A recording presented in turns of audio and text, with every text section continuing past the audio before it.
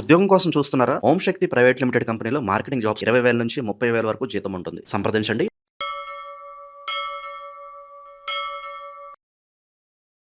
అందరికీ నమస్కారం.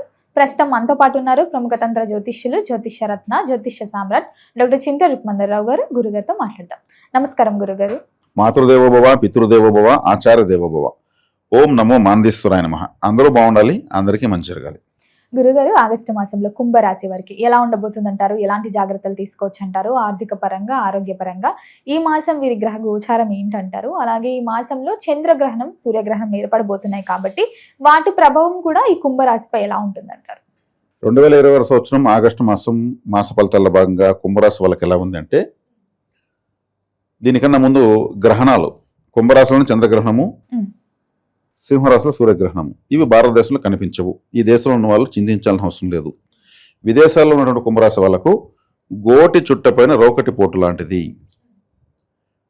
ఎందుకంటే వీళ్ళ రాశిలోనే గ్రహణము, వీళ్ళకి 7వ ఇంట్లో ఇంకో గ్రహణము, వీళ్ళ రాశి వైపుకి శని గ్రహం ఆల్రెడీ ప్రయాణించి వెనక్కి వస్తాం. అంటే అంత దాడి, రాహుకేతు అన్ని గ్రహాలు దాడి చేస్తున్నాయి. అంటే ఈ రాశిలోకి అంత ఎనర్జీ అంతా ఇక్కడ కలుస్తుంది. ఇక్కడ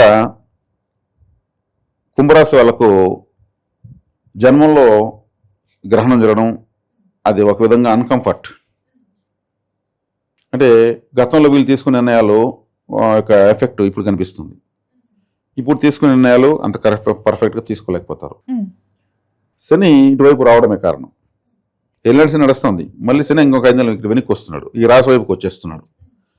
అంటే శని ఇటువైపు వస్తున్నాడంటే శనికి 3వ చూపు ఉంది, 12వ స్థానం చూస్తాడు. 12వ స్థానం అంటే నిద్రాభంగం. నిద్ర ఎప్పుడు ఉండదు? ఏదో సమస్య వల్ల నిద్ర రాదు, ఆలోచిస్తూ పడుకుంటారు. జన్మంలో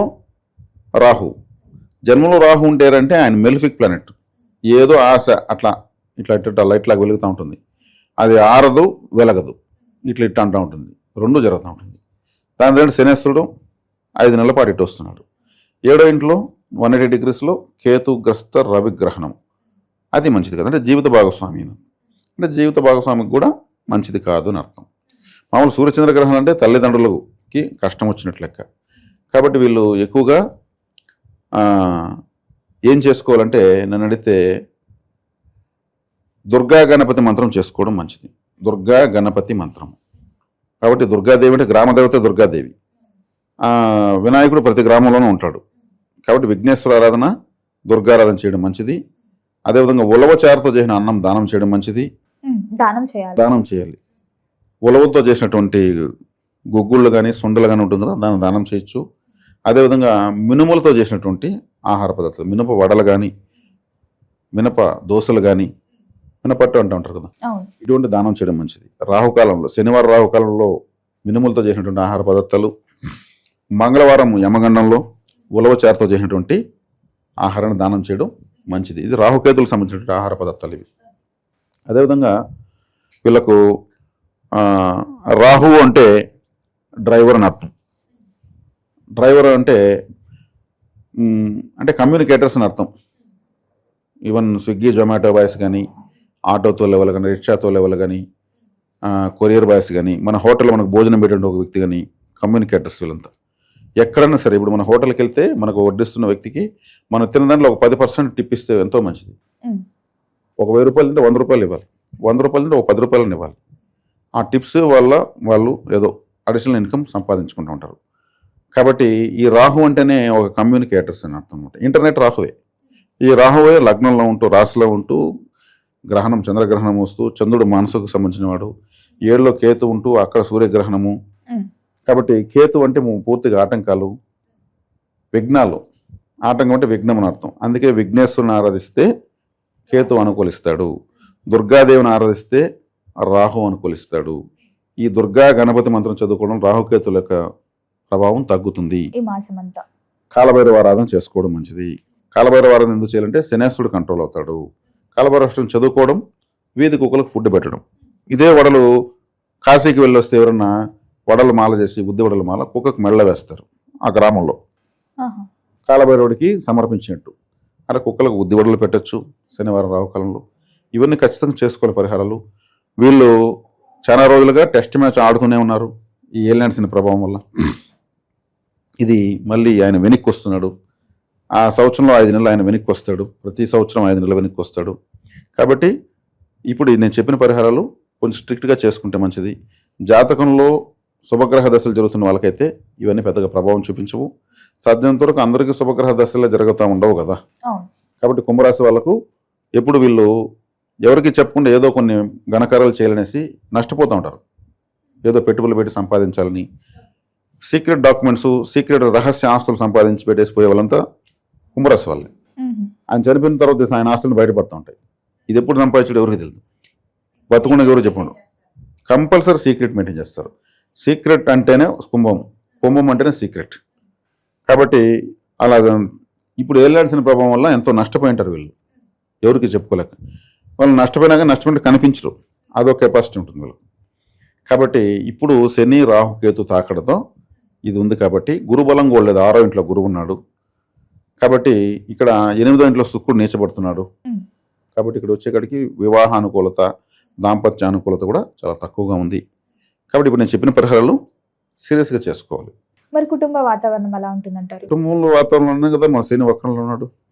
2వ ఇల్లు అంటే కుటుంబము, అక్కడ శని వక్రమై మూల వెనక్కి వస్తున్నాడు. భార్యకారకుడు శుక్రుడు పోయి అష్టమంలో నీచబడ్డాడు. మరి భర్తకారకుడు కుజుడు పోయి శుక్రుడిని చూస్తాడు. కుజుడు అనేవాడు ఈ రాశికి మంచివాడు కాదు. గురు బలం గోచరరీత్యా బాగలేదు. కాబట్టి గ్రహాల అననుకూలత ఇప్పుడు కొంతమంది అనుకోవచ్చు మా రాశికి వచ్చేకాడికి కఠినంగా చెప్తున్నారు అనుకోవచ్చు. కానీ గ్రహాల అనాలిసిస్ చెప్తూ మనం చెప్తున్నాం, అది కొంచెం ఆలోచిస్తే మంచిది. ఎందుకంటే మనం అబద్ధాలు చెప్పి పొగడ్డం కన్నా నిజాన్ని చెప్పి ధైర్యం ఇవ్వడం గొప్పది. అది మనం చేయాల్సిన ధర్మం అది. కాబట్టి ఇప్పుడు ఎక్కువగా కాలభైరవారాధన లేదా శివారాధన, దుర్గా గణపతి మంత్రము ఇవన్నీ చేసుకోవడం వల్ల కుంభరాశి వాళ్ళకు ధైర్యము, స్థైర్యము, మంచి ఫలితము ఖచ్చితంగా చూస్తారు. మరి ఆర్థిక పరంగా, ఆరోగ్య పరంగా కూడా ఎలా ఉంటుందంటారు? ఆరోగ్యపరంగా తీసుకుంటే గురువు 6వ ఇంట్లో ఉన్నాడు. గురువు ఈ లగ్నానికి ఏం మంచోడేం కాదు, కానీ ఉచ్చస్థితిలో ఉన్నాడు. ఆరోగ్యపరంగా పెద్దగా సమస్య లేదు. ఆర్థిక పరంగా తీసుకుంటే రమారమిగా ఉంటుంది. రమారమిగా ఎందుకంటే శని వక్రించాడు, కానీ శని గురువు చూస్తున్నాడు. శనిని గురువు నియంత్రించడము కొంత వీళ్ళు బ్రీతింగ్ తీసుకోవడానికి అవకాశం, అంటే కొంచెం ఫ్రీగా ముందుకు వెళ్తారు ఎంత టఫ్గా ఉన్నా కానీ. ఈ రాశి వైపుకే శని వచ్చేస్తున్నాడు కదా, అవును, వక్రగతిగా వస్తున్నారు. అందువల్ల మనము ఈ జాగ్రత్తలు చెప్పాల్సి వచ్చింది. ఎక్కువగా దైవ పరిహారాలు నేను చెప్పిన చేసుకోవడం వల్ల వీళ్ళు దీన్ని అధిగమించే శక్తి వస్తుంది. మరి గురుగారు, ఈ మాసంలో కుంభరాశి వారికి ఒక హెచ్చరిక ఏంటంటారు? వీళ్ళు వచ్చేకాడికి ఎవరిని నమ్మకూడదు ఈ టైంలో. ఈ మాసం అంతా, ఈ మాసమనే కాదు, ఒక 4-5 నెలల వరకు శనేశ్వరుడు ఇటువైపుకి వచ్చేస్తున్నాడు. కాబట్టి ఆయన వక్రించి ఇప్పుడు ఉత్తరాభాద నక్షత్రం వాళ్ళకు, పూర్వభాద నక్షత్రం వాళ్ళకు చాలా ఎఫెక్ట్ ఎక్కువ ఉంటుంది. శని ఆ నక్షత్రం వైపే వస్తున్నాడు. గతంలో శనేశ్వరుడు ఆ నక్షత్రం పైన ప్రయాణించాడు, తిరిగి అదే నక్షత్రం పైన మళ్ళీ రివర్స్ అయ్యాడు. కాబట్టి ఏదైనా అనారోగ్యం చేయడము, స్వయంకృత అపరాధాలతో నష్టపోవడము లాంటివి ఉంటాయి. కానీ కుంభరాశి వాళ్ళకు కూడా ఇప్పుడు ఇటు తిరిగి నా నీడ ఇటు పడుతుంది, శనేశ్వరుడు యొక్క నీడ చూపు అంత పడుతుంది. కాబట్టి వీళ్ళు నువ్వులతో చేసిన పదార్థాలు దానం చేయడం మంచిది. నువ్వులతో చేసినటువంటి వంటలు కానీ, లేదా నువ్వుల పిండితో నెయ్యి, నువ్వుల పిండి, చక్కెర వేసి కలిపినటువంటి పదార్థాన్ని చీమలకు పెట్టడం కానీ చాలా మంచి పరిహారము. అదేవిధంగా ఉత్తరాభాద్ర నక్షత్రం వైపుకి ఇలా వస్తున్నాడు. కాబట్టి ఉత్తరాభాద్ర అంటే కామధేనువు. కామధేను అంటే గోశాలకు వెళ్ళి చక్కగా పశుగ్రాసాన్ని సమర్పించడం మంచిది. శనివారం మంచిది. అదేవిధంగా చెప్పులు కుట్టేటువంటి వాళ్ళు కార్మికులు ఉంటారు, వాళ్ళకి ఏదైనా సహాయం చేయడం మంచిది. అదేవిధంగా గోశాలకు కానీ, హాస్పిటల్స్కి కానీ, ఆలయాలకు కానీ చీపురు కట్టలు, మాప్ స్టిక్స్, ఫ్లోర్ క్లీనర్స్, అంటే ఆలయాలు, హాస్పిటల్స్ శుభ్రమయ్యేటువంటి వస్తువులు తీసి ఇవ్వడం మంచిది.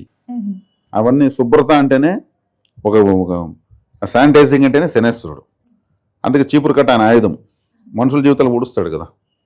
కాబట్టి అవన్నీ ఆలయాలకు తీసి ఇవ్వడం చాలా మంచిది. అంటే ఒక విఐపి ఒక ఊరికి వస్తున్నాడంటే ఆయనకు స్వాగతం పలడానికి రోడ్లన్నీ ఊడ్చి క్లీన్ చేస్తారు, అంతా చెత్త చెదరం క్లీన్ చేస్తారు, కొత్త చెట్లు నాటుతారు, తోరణాలు కడతారు, ఆ ఊరు తిరుక్కొని వెళ్ళేంత వరకు అంత బాగా సర్వంగా సుందరంగా పెడతారు. ఇప్పుడు శనేశ్వరుడు వస్తున్నాడంటే ఈ రాశి వాళ్ళు ఆలయాలకు శుభ్రతకి ఇవ్వడము, వికలాంగులకు అంటే కాళ్ళు లేని వాళ్లకు సహాయం చేయడము, అదేవిధంగా గోవులకు గడ్డి పెట్టడము, ఆయన ఇవన్నీ చూస్తాడు, ఇటువైపు చూస్తున్నాడు కదా, ఈ రాశి వాళ్ళు ఇవన్నీ చేస్తున్నారు కదా. సేవకు శనేశ్వరుడు బానిస, ప్రభావం తక్కువ ఉంటుందా ఇలా చేస్తే? వరాలు ఇస్తాడు. ఎంత బాగా చేస్తారు వీళ్ళని. ఏం పట్టించుకోకుండా ఉన్న వాళ్ళకు ఆయన పట్టించుకోడు.